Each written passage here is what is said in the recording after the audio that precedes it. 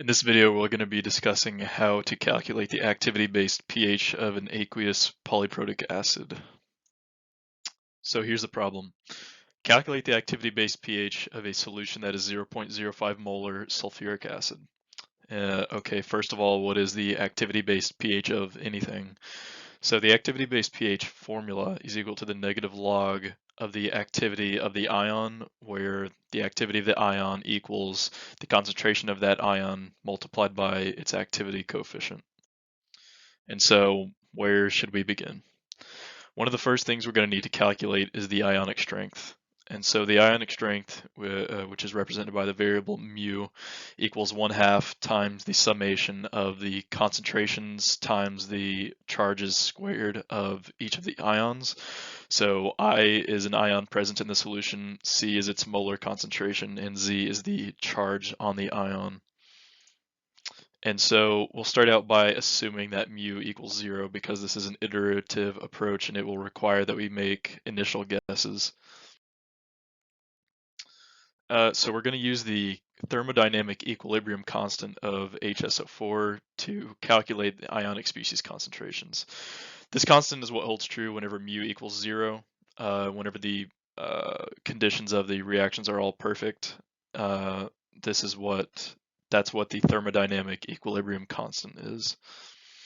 And H2SO4 is a strong electrolyte, so the first proton is going to completely dissociate, which will give us an initial concentration of hydronium in HSO4 minus of 0.05.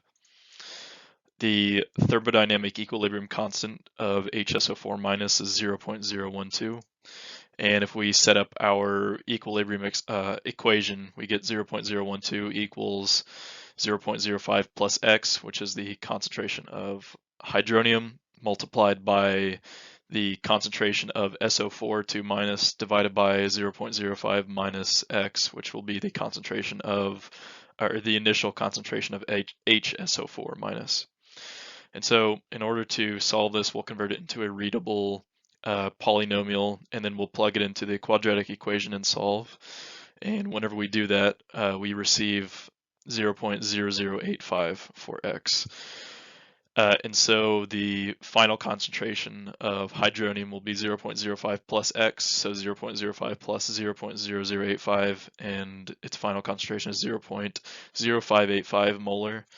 You do this for all the other ions, so SO4 2 minus, which is represented by X in the equilibrium equation, is equal to 0.0085 molar, and HSO4 minus is equal to 0.05 minus X, so minus 0.0085, and that gives us 0.0415 molar. And so that makes the pH of our first guess the negative log of the hydronium concentration. So negative log of 0.0585, which equals 1.23. So using the calculated ionic species concentrations that we just obtained, we're going to use that to calculate a new guess for the ionic strength. If you recall, our initial guess was that it was equal to 0, so we're going to calculate a new one. And so the ionic strength formula is here, as I explained earlier. So it equals 1/2 times the concentration of hydronium times its charge, which is 1, so that's why I omitted it from this equation, plus SO4 2 minus concentration times -2 squared, since its charge is -2 and you square it, plus the concentration of HSO4 minus, and its charge is also -1, and which squared becomes 1, so I left it out of the equation. Plugging in all of these values, we get 1/2 times 0.0585 plus 4 times 0.0085 plus 0.0415. And the expression in the parentheses reduces to 0.134, so 1/2 times 0.134 equals 0.067. So this is our newly calculated ionic strength based off of the concentrations that we calculated.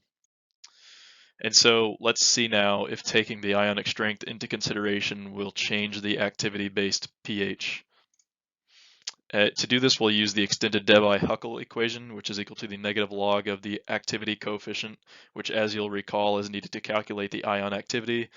That equals AZ squared times the square root of mu divided by 1 plus B AI times the square root of mu. And so A equals 0.51 and B equals 0.33 at 25 degrees Celsius, which is what we're going to assume that the temperature is.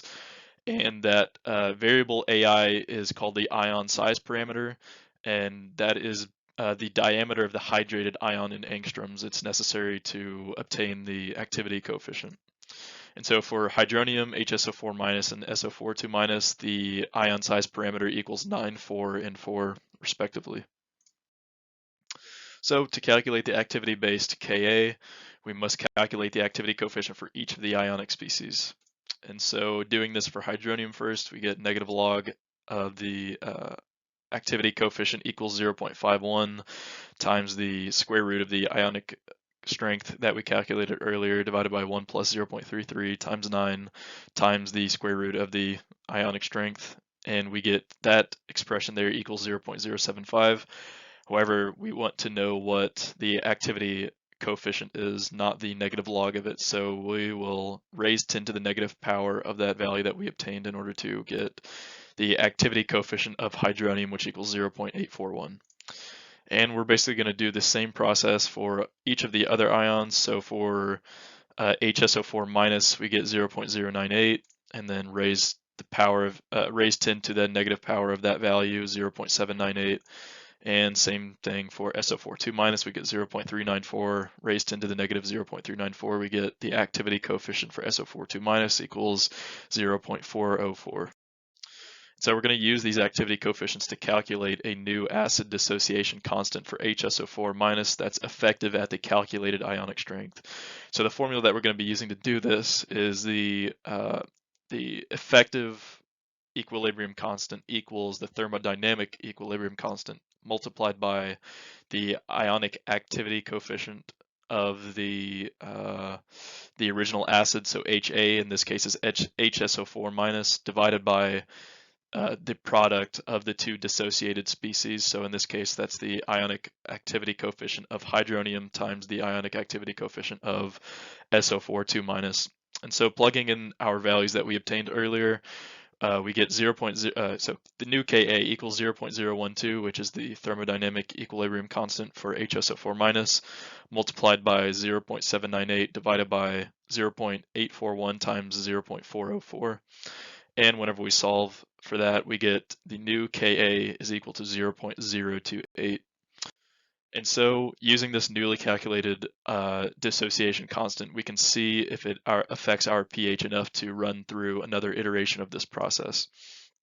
So we'll set up our equation in the same way as before. 0.028 equals 0.05 plus x times x divided by 0.05 minus x. And all of those represent the concentrations of the ionic species.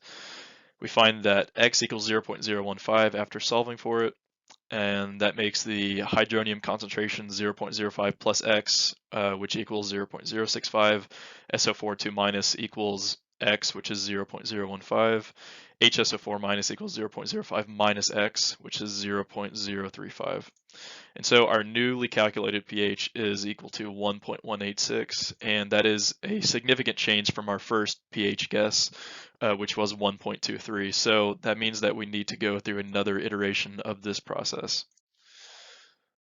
So calculating a new ionic strength based on the concentrations that we just calculated, we get 0. So once again, the formula is 0.05 times hydronium concentration plus the sulfate ion concentration times its charge squared plus the HSO4 concentration. So once we plug in all those values and solve, we find that the new ionic strength is equal to 0.08.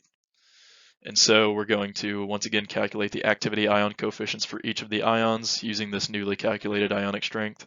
So for hydronium, we find that it equals 0.835. For HSO4, we find that it equals 0.785. For the sulfate ion, we find that the activity ion coefficient is 0.38. And so once we plug in those values into the newly calculated dissociation constant equation, we find that the newly calculated dissociation constant equals 0.012, which is the thermodynamic equilibrium constant, times 0.785 divided by 0.835 times 0.380. And that makes our newly calculated dissociation constant 0.0297. So let's once again see if this newly calculated dissociation constant affects our pH in any significant way. We set up our expression. We find that x equals 0.0156, which makes the hydronium concentration 0.06559, the sulfate 0.0156, and the HSO4 0.03441. And that makes our newly calculated pH after our second iteration of the equation 1.183. And that is still a significant change from our previous pH guess, which was 1.186. So that's a difference of negative 0.003. So that means we need to go through this process again in order to see if the pH will change again. So once again, we'll calculate a new ionic strength based off of the concentrations we just obtained. We find that the new ionic strength equals 0.081, and we go and calculate the activity ion of coefficients for each of the ionic species present. So for hydronium, 0.834, for HSO4 minus, it's 0.784, and for the sulfate ion, it's 0.380. We plug this into the newly calculated dissociation constant equation once again, and we find that the newly calculated dissociation constant is 0.0296. And so once again, we're going to see if this newly calculated dissociation constant will affect our pH. So we create the expression, we find that x equals 0.01557, which makes the hydronium concentration 0.06557 molar, the sulfate 0.01557 molar, and the HSO4 ion 0.03443 molar, which makes our newly calculated pH 1.183. And if you'll recall, that is the same as our previously calculated pH, which means there is no significant change. So we're done going through the iterative process, and now we can calculate the activity-based pH. And so recall the formula for activity-based pH equals negative log of the activity of the hydronium ion, where the activity of the hydronium ion equals its concentration times its activity coefficient. So our activity-based pH is equal to negative log times the concentration of the hydronium ion, which was 0.06557, multiplied by the activity coefficient, which we found to be 0.834, and that means our pH is 1.262, and that is our answer for this problem.